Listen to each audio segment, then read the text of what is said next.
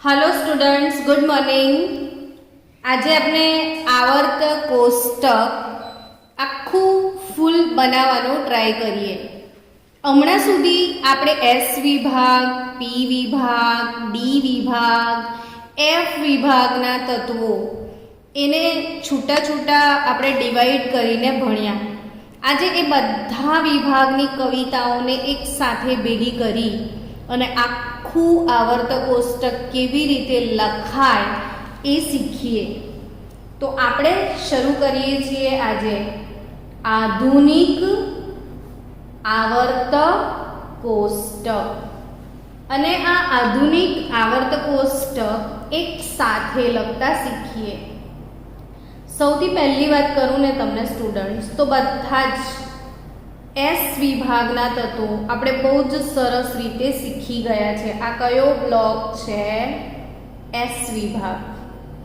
S વિભાગમાં બે સમૂહ છે, બે સમૂહ, એમાં સમૂહ 1 અને સમૂહ 2 બીજા આવર્તથી શરૂ થાય છે। ખ્યાલ છે તમને? બીજા આવર્તથી શરૂ થશે। બીજો આવર્ત, ત્રીજો આવર્ત, ચોથો આવર્ત, પાંચમો, છઠ્ઠો અને સાતમો આવર્ત। તો આવર્ત કોષ્ટક 2, 3, 4, 5, 6 અને આ સાતમો આવર્ત। હવે આટલું આવર્ત કોષ્ટક તો આઈ થિંક આખી ક્લાસને આવડી ગયું છે કે પહેલી કવિતા શું? તો કે લી ના की रब से फरियाद। થઈ ગયું આટલું? લીના કી રબ સે ફરિયાદ આપણો સમૂહ 1। સમૂહ 1 એને બધા શું કહે છે? આલ્કલી ધાતુ તત્વો। समूह 2 आल्कलाइन, आल्कलाइन अर्थ तत्वों। समूह 1 आल्कली धातु तत्वों, समूह 2 आल्कलाइन अर्थ तत्वों। અને આ બંને એસ વિભાગના તત્વો।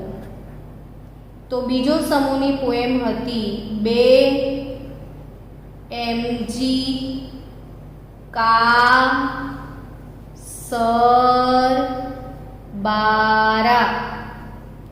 2 mg का सर 12 એટલે આપણો એફ વિભાગ, એસ વિભાગ પતી ગયો। હવે સ્ટુડન્ટ, જે ચોથો આવર્ત છે ને, ચોથો આવર્ત, ત્યાંથી આપણું આવર્ત કોષ્ટકમાં ડી વિભાગ શરૂ થાય છે।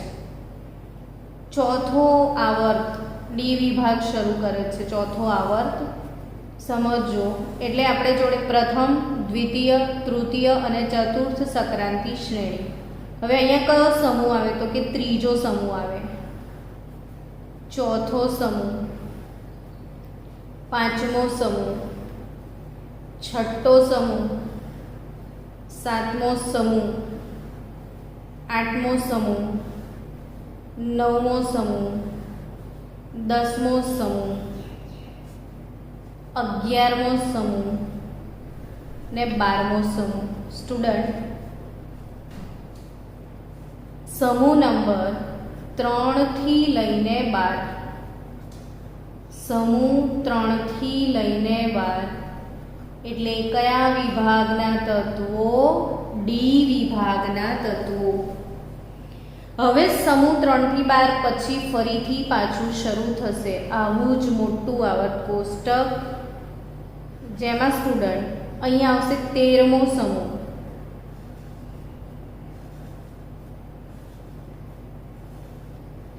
13મો સમૂહ, 14મો સમૂહ, 15, 16, 17 અને 18મો સમૂહ ને અહીં પણ આ બીજો ને ત્રીજો આવર્ત। હવે આપણે આ બધામાં ઇલેક્ટ્રોન ગોઠવવાના શરૂ કરીએ। ઇલેક્ટ્રોન નહીં, પરમાણુ તત્વો લખવાની શરૂઆત કરીએ. તો કે હવે તમને કયા સમૂહો આવડે છે બધાને? તો કે 13મો સમૂહ મેડમ પાક્કો આવડે છે. 13મો સમૂહ એટલે શું બોલો? જો તમને પાક્કો આવડે છે ને તો 13મો સમૂહ એટલે બોરોન સમૂહ. બોરોન સમૂહની કવિતા શું હતી? બાલ ગયે इंडियन तेल से वापिस नहीं आएंगे, यानी कि बाल गए इंडियन तेल से वापिस नहीं आएंगे. 14મા સમૂહની કવિતા શું હતી? તો કે કાશી ગયે शंकर प्रभु फ्लावर लेके. तो काशी गए शंकर प्रभु फ्लावर लेके. 15मो समूह नाना पाटेकर ऐश्वर्या सब भिखारी इन मॉस्कोवियम. तो नाना पाटेकर ऐश्वर्या सब भिखारी इन मॉस्कोवियम. 15મો સમૂહ, આ 13મો, આ 14મો, આ 15મો, 16મો. O S से TOLV. तो OS से TOLV. OS से TOLV. 17મો સમૂહ fluorine, chlorine, bromine, iodine, astatine અને ટેનેસીન. તો fluorine, chlorine, bromine, iodine, astatine, tennessine. અને 18મો સમૂહ હિલિયમ ઉપર આવશે, પછી neon, argon, krypton, xenon, radon ને ઓગ્નેસન. તો અહીંયા helium, neon, argon, krypton, xenon, radon અને ઓગ્નેસન. ચલો આટલું સરસ ભરી કાઢ્યું આપણે. તો આ બોરોન સમૂહ, કાર્બન સમૂહ, નાઇટ્રોજન સમૂહ, ચાલ્કોજન, હેલોજન અને આ 18મો સમૂહ નિષ્ક્રિય તત્વો. જો તો ચલો હવે આટલું સરસ આવડ્યા પછી આટલું જ બાકી રહ્યું. કેટલું સરસ છે, બહુ ઇઝી ગોઈંગ છે, આવડી જાય એવું. બોરોન સમૂહ, કાર્બન સમૂહ, નાઇટ્રોજન સમૂહ, ઓક્સિજન ફેમિલી, હેલોજન અને ઊંડા વાયુ. હવે આપણે આ કવિતાઓ યાદ કરીએ, ડી અને એફ વિભાગની કવિતાઓ. તો ડી વિભાગ જે છે એમાં પહેલી શ્રેણી, બીજી સંક્રાંતિ શ્રેણી, તૃતીય સંક્રાંતિ શ્રેણી અને ચતુર્થ સંક્રાંતિ શ્રેણીની વાત કરીએ. તો પહેલી શ્રેણીની કવિતા શું હતી કે શક્તિના VCR પર મને ફેંકો નિકુંજ દેખાશે. પહેલી સંક્રાંતિ શ્રેણી શક્તિના VCR पर मने फेंको निकुंज देखासे. शक्तिना VCR पर मने फेंको निकुंज देखासे. बीजी श्रेणी शू है तो के यारी जरूर निभाना मौत तक. यारी जरूर निभाना मौत तक. तो यारी एटले YZR, निभाना एटले NB, मौत तक MO અને TC, मौत तक. राह में रुकावट पड़े, रुकावट राह में पड़े तो RURH, रुकावट राह में पड़े पीढ़ी तो आगे AG અને ચડો એટલે સીડી.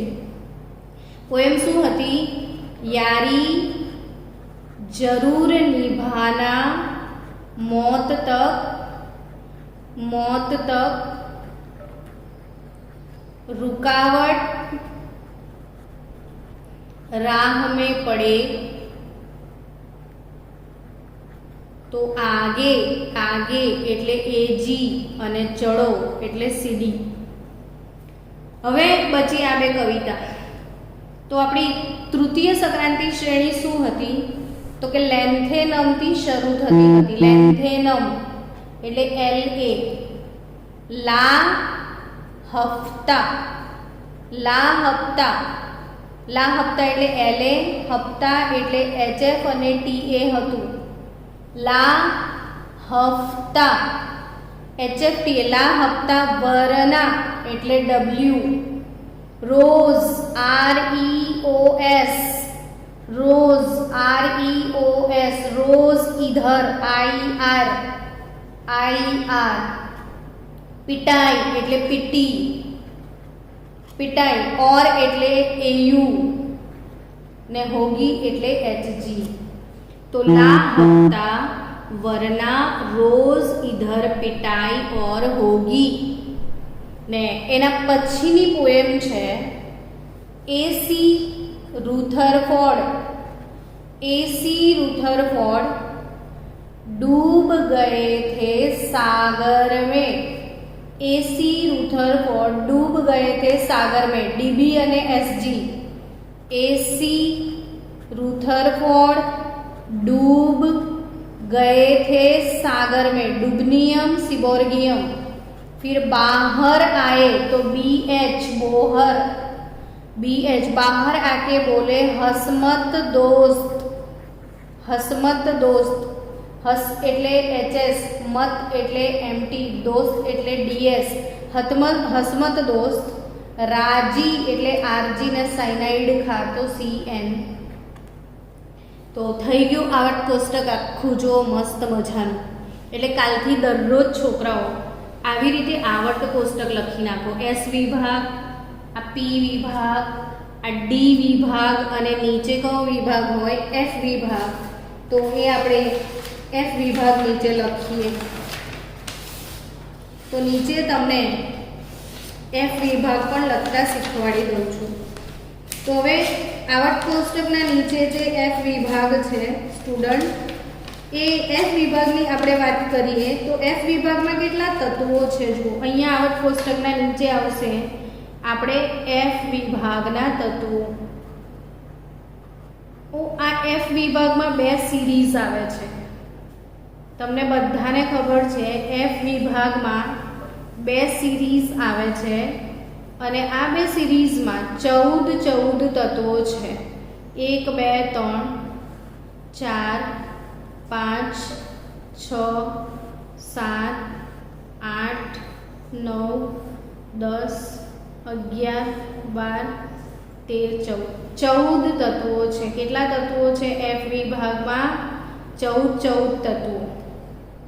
હવે આવર્ત કોષ્ટકના નીચે જે F વિભાગ છે એમાં પહેલી શ્રેણીને આપણે લેન્થેનાઇડ શ્રેણી એવું કહીએ છીએ ને બીજી શ્રેણીને એક્ટિનાઇડ શ્રેણી એવું કહીએ છીએ.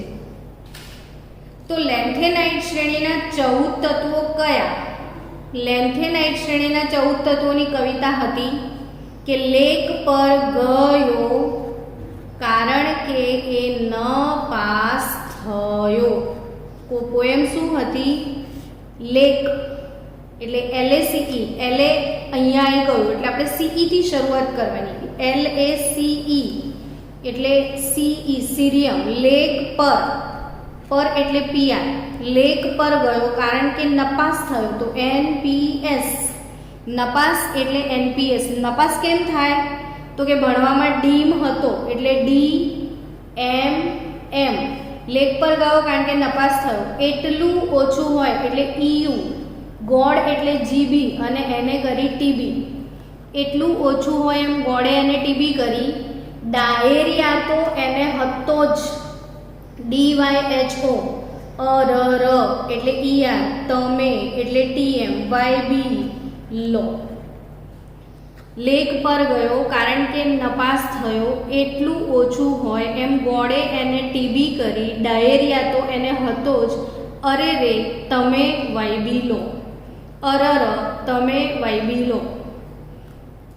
બીજી શ્રેણી શું હતી તો કે એસી આ રહ્યો, એસી અહીં છે. હવે થર્મલ પાવરથી ચાલુ થશે. Thermal power unit, thermal power unit. Thermal power યુનિટમાં નેપોલિયને પૂછ્યું, NPPU, નેપ્ચ્યુનિયમ અને પ્લુટોનિયમ.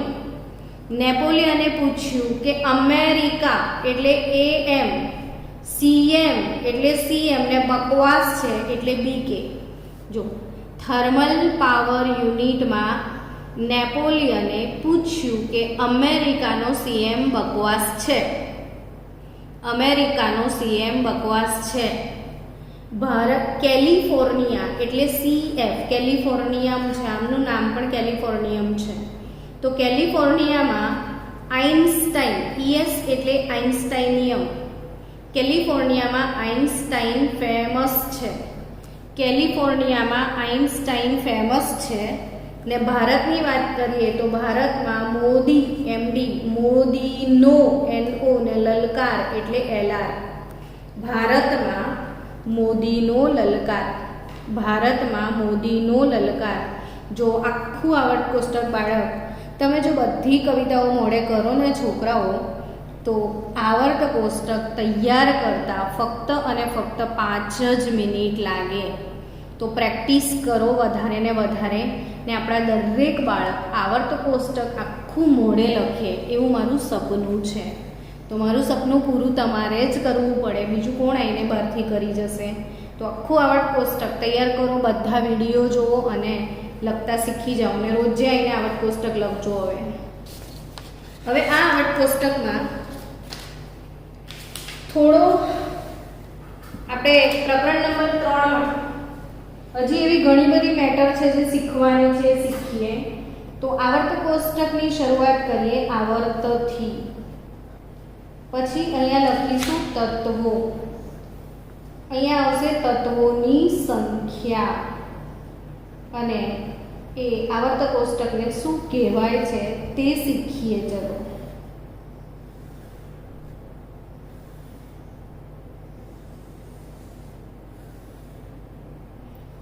આવર્ત કોષ્ટકની વાત કરીએ તો પહેલો આવર્ત, બીજો આવર્ત, ત્રીજો આવર્ત, ચોથો આવર્ત, પાંચમો આવર્ત, છઠ્ઠો આવર્ત ને સાતમો આવર્ત. તો આપણે આ 7 આવર્ત સુધી ટેબલ આપણું બતાવી દઈએ. હવે આવર્ત કોષ્ટક દોરતા આવડી ગયું છે, થોડો ડર પણ દૂર થઈ ગયો હશે. પણ આ આવર્ત કોષ્ટક નોર્મલી ઊભા છે ને કોઈ પૂછે છે તો એની સામાન્ય ઇન્ફોર્મેશન પરીક્ષાઓમાં પૂછાશે.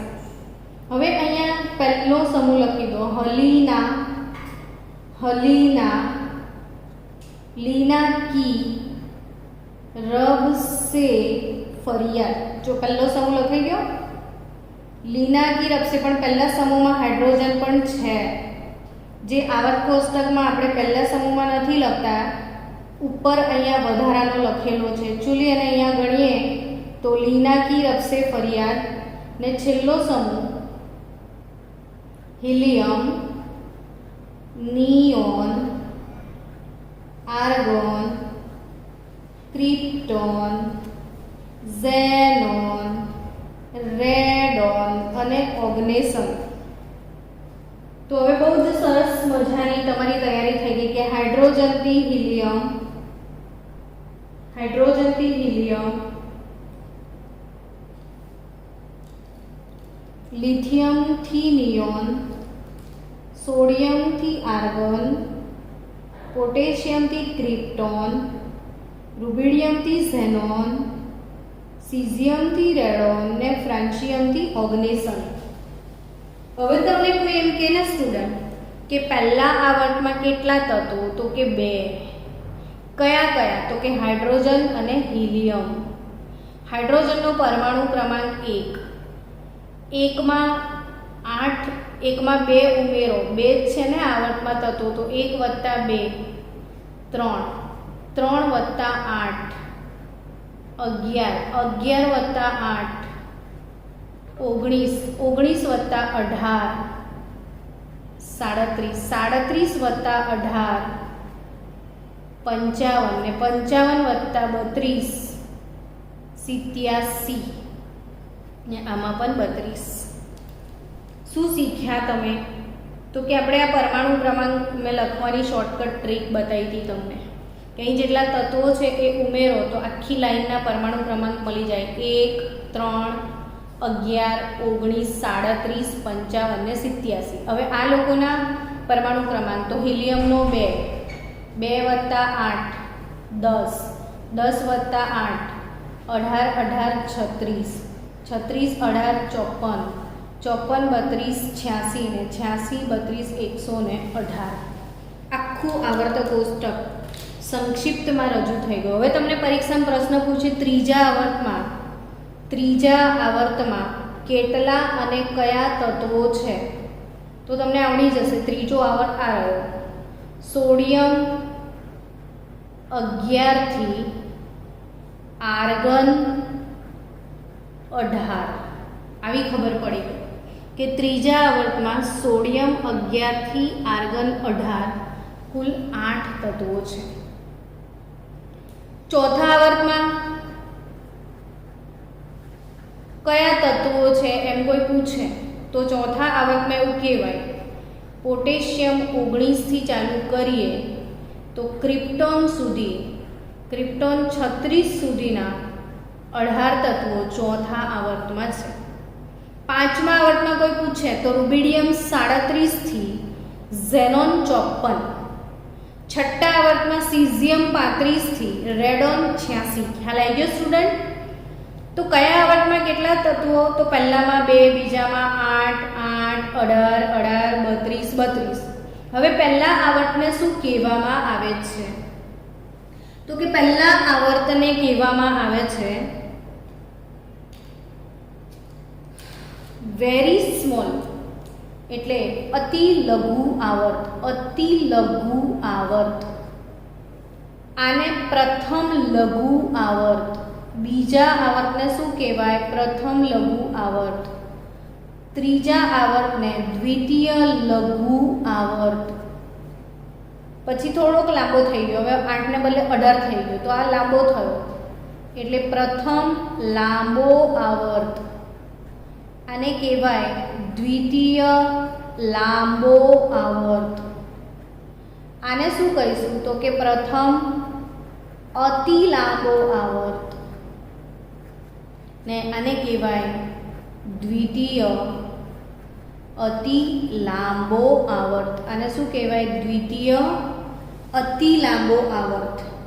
તો આ પ્રથમ અતિ લાંબો, આ દ્વિતીય અતિ લાંબો. તો આ થયું આખું આવર્ત કોષ્ટકનું લેઆઉટ. જરા ફાસ્ટ લખો અને સ્ક્રીનશોટ લો અને આ હોમવર્ક કરીને મને બતાવજો ભૂલ્યા વગર. તો આ થઈ ગયું આવર્ત કોષ્ટકનું ઓવરઓલ લેઆઉટ. હવે આપણે સામાન્ય ઇન્ફોર્મેશન ભણીએ. ચલો, તો કે આવર્ત કોષ્ટકમાં 4 વિભાગ જે છે S, P, D અને F વિભાગ. તો આ 4 વિભાગની કુલ ઇન્ફોર્મેશન તમને પૂછશે. તો આમાં સમૂહ 1 અને 2 આવે. આમાં સમૂહ 13 થી લઈને 18 આવશે. આમાં સમૂહ 3 થી લઈને 12 આવશે ને આમાં લેન્થેનાઇડ અને એક્ટિનાઇડ શ્રેણી આવશે. આ લેન્થેનાઇડ શ્રેણી આવર્ત કોષ્ટકના 6ઠ્ઠા આવર્તમાં છે ને એક્ટિનાઇડ શ્રેણી આવર્ત કોષ્ટકના 7મા આવર્તમાં છે.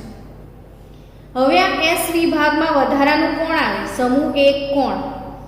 તો કે સમૂહ 1 એટલે આલ્કલી ધાતુ તત્વો અને આલ્કલાઇન અર્થ તત્વો. આલ્કલી ધાતુ તત્વો અને આલ્કલાઇન અર્થ તત્વો. P માં કોણ? તો કે P માં બોરોન સમૂહ, કાર્બન સમૂહ, નાઇટ્રોજન સમૂહ, ચાલ્કોજન સમૂહ, હેલોજન સમૂહ અને ઉમદા વાયુ. બોરોન, કાર્બન, નાઇટ્રોજન, ચાલ્કોજન, હેલોજન ને ઊંડા વાયુ.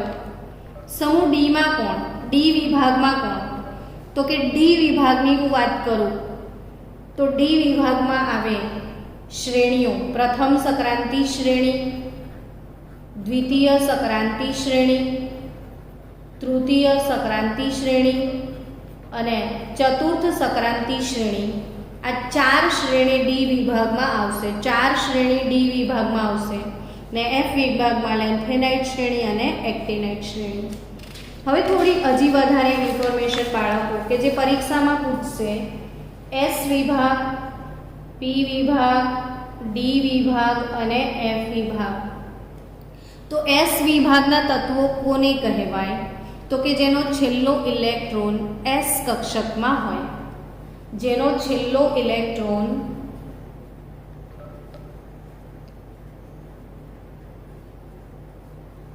એસ કક્ષકમાં હોય